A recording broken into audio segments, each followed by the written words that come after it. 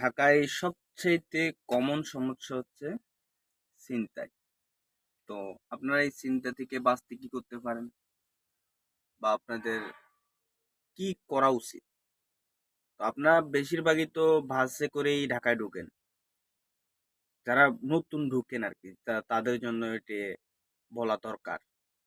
তো আপনারা জানালার পাশে বসে, বসে মোবাইল টিপেন। অথবা জানালার পাশে যে সিট, ওই সিটের পাশে তো আরেকটা সিট থাকে, সেকেন্ড সিট। সেকেন্ড সিটে বসে, বসে মোবাইল টিপেন।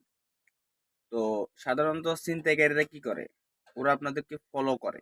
কোথা থেকে ফলো করে? আপনার বাসের পাশে এসে? না।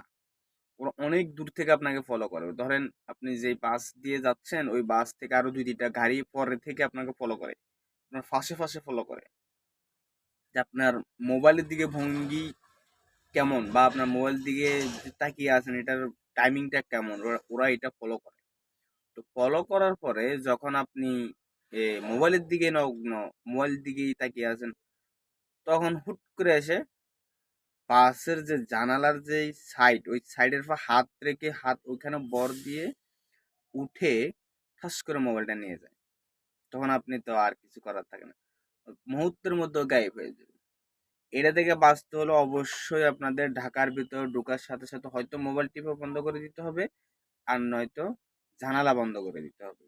এটা ছাড়া আর কোনো উপায় নেই। আপনার পাশে যদি ওখানে পুলিশ দাঁড়িয়েও থাকে, পুলিশ ওদের কিচ্ছু বলবে না এবং ওদের ধরতেও পারবে না। কারণ ওরা মুহূর্তের মধ্যে হারিয়ে যাব। আর যদিও ওদেরকে ধরে কিন্তু মোবাইল পাবে না। কারণ মোবাইল মুহূর্তের মধ্যে ১ হাত থেকে ২ হাত, ২ হাত থেকে ৩ হাতে চলে যাবে। সুতরাং আপনি আপনার গুরুত্বপূর্ণ জিনিস সেভ করতে হলে অবশ্যই বাসের জানালা বন্ধ রাখতে হবে অথবা তার ইউজ করা থেকে বিরত থাকতে হবে। নয়তো আপনারা এই যে ছিনতাইকারীর হাত থেকে রক্ষা পাবেন না। কারণ আমরা দেখি, আমরা তো বড় গাড়ি চালাই, দেখতেই পাচ্ছেন আমি গাড়িতে বসে আছি। তো আমরা জানি, আমরা এগুলো দেখি, এগুলো আমাদের চোখের সামনে হয় কিন্তু আমাদের কিছু করার থাকে না। আমাদের নিজেদের সেভ করার জন্য আমরা অবশ্যই অনেক কিছু রাখি।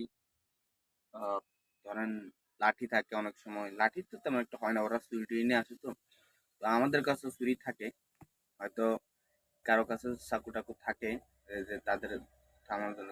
তারপরে হয় না, তারা হুট করে আসে। তো তাদের হুট করে আসে আপনার এই যে গলার মধ্যে ছুরি দিয়ে বসে রয়েছে, কি করবেন? কিছু করার নেই, সব দিয়ে দিতে হয় বা যা চায় তা দিতে হয়।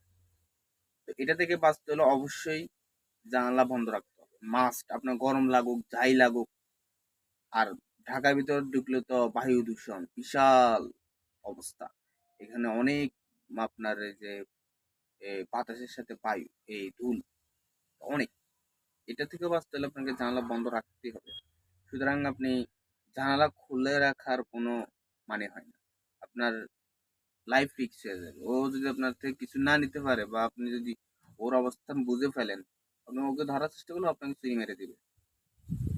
সুতরাং জানালাটা বন্ধই রাখবেন। ধন্যবাদ সবাই।